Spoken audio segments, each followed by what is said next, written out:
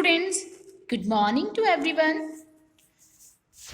Our chapter is completed now. Today we are going to discuss about exercise of this chapter. So our first question is, which mosquito causes malaria? As I told you, जो malaria होता है वो कौन से mosquito से होता है? तो अपना ये मॉस्किटो कौन सा हो गया? Female Anopheles. तो फीमेल एनाफिलिस मॉस्किटो के काटने से क्या हो जाता है? Malaria. Okay, so and our next question is, write down the names of different methods to purify water. मेरे को क्या करना है अभी? वाटर प्योरीफाई करने के अपने को मेथड्स बताने हैं. ठीक है, तो नॉर्मली अपन सभी जानते हैं कि जो मेथड होता है वाटर को प्योरीफाई करने का, स्ट्रैंडिंग होता है. ठीक है, एंड बॉइल करके अपन वाटर को क्या कर सकते हैं? प्योर कर सकते हैं. स्ट्रैंड करके वाटर को प्योर कर सकते हैं. एंड वाटर प्योरीफायर्स, आजकल जो आरओ है, वाटर प्योरीफायर्स मोस्टली सबके जो हाउसेज होते हैं उसमें फिक्स होता है. ठीक है, तो ये अपना क्या हो गया? 3 मेथड हो गए वाटर को प्योरीफाई करने के. Understand? Now which disease are caused due to impure water. ठीक है, इम्प्योर वाटर से कौन कौन सी डिजीज होती है? So okay, so which disease are caused due to impure water. जो इम्प्योर वाटर है उससे कौन कौन सी डिजीज होती है अपने को वो बताना है. Okay, so now as you can see here, कौन कौन सी डिजीज होती है इम्प्योर वाटर से? Jaundice, diarrhoea, worms in stomach हो गया, पोलियो हो गया, एटसेट्रा. ये जो भी डिजीज हैं सारे डिजीज किससे होती है? इम्प्योर वाटर से होती है, या फिर स्टैग्नेंट वाटर भी आप इसको बोल सकते हो, caused due to impure water. ठीक है, ये हो गया. एंड नेक्स्ट अपना जो क्वेश्चन है, next question is, why should we not allow stagnation of water. ठीक है, कि हम वाटर को स्टैग्नेंट क्यों नहीं होने देते, इसका अपने को रीजन बताना है. ठीक है, so now as you can see here, in stagnant water में क्या होता है? मैनी स्मॉल ऑर्गेनिज्म और इंसेक्ट. स्टेगनेंट वाटर में जितने भी वो जो स्मॉल ऑर्गेनिज्म हैं और इंसेक्ट हैं are there, and mosquitoes are seen sitting on the surface of water. Okay, so इसमें क्या होता है? जो स्टैग्नेंट वाटर होता है इसमें क्या होते हैं? अपने मैनी स्मॉल ऑर्गेनिज्म होते हैं और क्या होते हैं? इंसेक्ट होते हैं. Are there and mosquitoes are seen in sitting. जो स्टैग्नेंट वाटर होता है उसका सरफेस पे क्या होता है? जो स्टैग्नेंट वाटर होता है उसके सरफेस पे काफी सारे मॉस्किटोज देखने को मिलते हैं. ठीक है, एंड जो स्मॉल ऑर्गेनिज्म है, इंसेक्ट, सब वो वहां पे देखने को मिलते हैं. So by the biting of mosquitoes. ठीक है, और मॉस्किटोज के काटने से फिर क्या होता है? People suffer from malaria. क्या हो जाता है? मलेरिया हो जाता है. देखो, मॉस्किटोज के काटने से मलेरिया हो जाता है, चिकनगुनिया हो जाता है, डेंगू हो जाता है. तो ये क्या है? डेंजरस डिजीज हैं जो किससे हो जाती है? स्टेगनेंट वाटर से. तो अगर इनसे अगर अपने को प्रिवेंट करना है तो अपन क्या कर सकते हैं? इस स्टेगनेंट वाटर को स्टॉप कर सकते हैं. ओके, इसीलिए अपन जो वाटर है उसको स्टेगनेंट नहीं होने देते. ठीक है, इकट्ठा नहीं होने देते. Next point is that we should remove the stagnant water from our locality. ठीक है, और हमें क्या करना चाहिए? हमारी जो लोकेलिटी है, हमारी जो सोसाइटी है, वहां से अपने को क्या करना चाहिए? जो भी स्टैग्नेंट वाटर है उसको अपने को क्या करना है? रिमूव करना है. ओके, एंड मॉस्किटोज ले दे एग्स इन दिस वाटर. क्योंकि मॉस्किटोज क्या करते हैं? इस वाटर में एग्स देते हैं.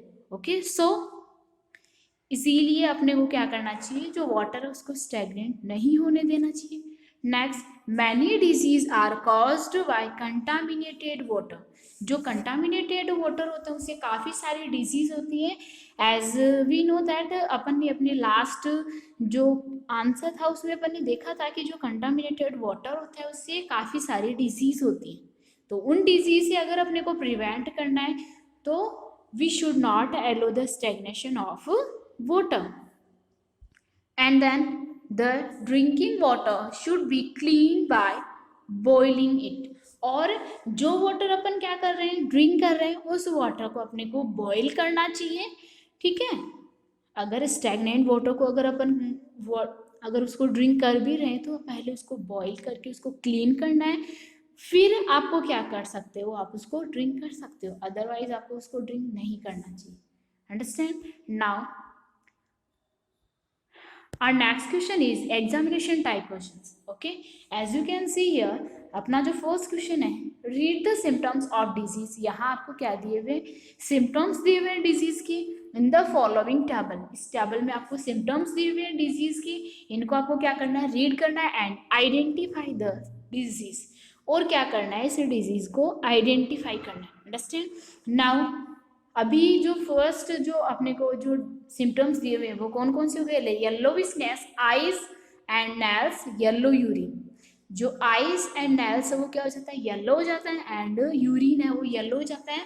तो ये जो सिम्टम है, ऐसी डिजीज कौन सी है, इस टाइप के सिम्टम कौन सी डिजीज के हैं, तो ये डिजीज कौन सी हो गई, जॉन्डिस। ये डिजीज कौन सी हो गई अपनी, जॉन्डिस। अंडरस्टैंड? नाउ और next, loose motion 4-5 times a day. 1 day के अंदर लूज मोशन 4-5 टाइम्स होता है। ठीक है, एंड स्टमक एक, और क्या होता है, स्टमक एक होता है, स्टमक में बहुत ज़्यादा पेन होता है। तो ऐसी जो डिजीज है वो डिजीज कौन सी हो गई, डायरिया। ओके, कौन सी डिजीज हो गई, डायरिया। ठीक है, ये सिम्टम्स जो सारे हैं वो कौन सी डिजीज के हो गए, डायरिया के। And next we have is loss of appetite, continuous stomach ache. ठीक है, लॉस ऑफ एपेटाइट हो गया और कंटिन्यूअस अगर स्टमक में पेन हो रहा है आपके, तो वो कौन सी डिजीज हो गई, वर्म्स इन स्टमक। कौन सी डिजीज हो गई, worms in stomach. Okay, and our next question is read the symptoms of disease in the following table। Next अपने को क्या दिया हुआ है, सिम्टम्स दिए हुए हैं और अपने को डिजीज जो है उसको आइडेंटिफाई करना है। Understand? Now dryness of tongue and lips, lesser urination. ठीक है, अगर बार बार में आपके टंग एंड लिप्स ड्राई हो रहे हैं और जो यूरिन है वो भी बहुत ज़्यादा कम हो रहा है, तो ये जो सिम्टम है वो कौन सी डिजीज की हो गई, डायरिया। इसी टाइप से नेक्स्ट अपना हो गया continuous fever, pain in hands. ठीक है, फीवर अगर कंटिन्यू आपको फीवर रहता है, हैंड्स में पेन है एंड फिट एंड हैंड्स में पेन हो रहा है, लेटर पैरालिसिस ऑफ फिट। और फिर धीरे धीरे क्या हो जाता है, आपका जो फिट है उसमें पैरालिसिस हो जाता है। तो ऐसे जो डिजीज है वो डिजीज कौन सी हो गई, polio. Next we have is white loose motion. ठीक है, नेक्स्ट अपनी जो डिजीज है उसमें क्या हो गया, white loose motion and vomiting. ऐसी कौन सी डिजीज है जिसमें वाइट लूज मोशन होता है एंड वॉमिटिंग होती है। ठीक है, तो ऐसी डिजीज कौन सी हो गई, ये जो सिम्टम है वो कौन सी डिजीज के हो गए, जॉन्डिस। कौन सी डिजीज हो गई अपनी, जॉन्डिस।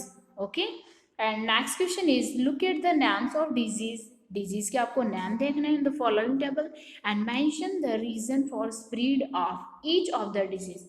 और आपको बताना है कि ये डिजीज है वो किससे स्प्रेड होती है। ओके, सो रीजन आपको यहाँ पे दिया हुआ है, डेंगू है वो किससे स्प्रेड होता है, एडीज मॉस्किटो से। एंड मलेरिया किससे स्प्रेड होता है, फीमेल एनाफ्लिस मॉस्किटो से। एंड नेक्स्ट जो जॉन्डिस है वो किससे स्प्रेड होता है, कंटामिनेटेड वाटर एंड फूड से। ओके, तो ये इनके क्या हो गए, रीजन हो गए स्प्रेड होने के। Next question is read the symptoms. इसमें भी देखो सिम्टम दिए हुए हैं और आपको डिजीज को आइडेंटिफाई करना है। ठीक है, तो अगर फीवर है एंड फीलिंग कोल्ड, अगर आपको फीवर हो रहा है और बहुत ज़्यादा ठंड लग रही है, तो ऐसी जो डिजीज है वो कौन सी हो गई, malaria. Pain in muscles and joints, कौन सी डिजीज है जिसमें आपके मसल्स एंड जॉइंट्स में पेन होता है, तो ये हो गया polio. And loss of apatite कौन सी डिजीज हो गई, वर्म्स इन स्टमक।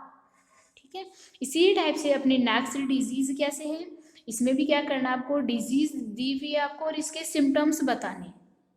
आपको क्या करना है, डिजीज दी हुई है और उसके सिम्टम्स बताने। So as you can see here dysentery है, डिसेंट्री के सिम्टम्स कौन कौन से हो गए, loose motion 4-5 times a day, 1 day के अंदर 4-5 टाइम्स क्या हो रहा है, लूज मोशन हो रहा है। Tongue and lips get dry, और टंग और लिप्स जो है वो बार बार में ड्राई होते हैं। Cramps in stomach, less urine, stomach में क्या हो रहा है, क्रैम्प्स हो रहे हैं और यूरिन क्या हो गई, लेस हो गई।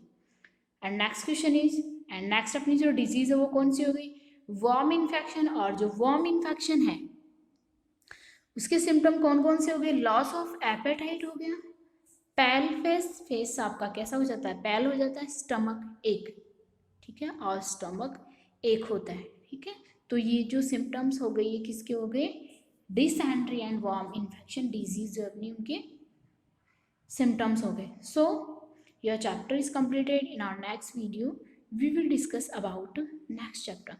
So thank you.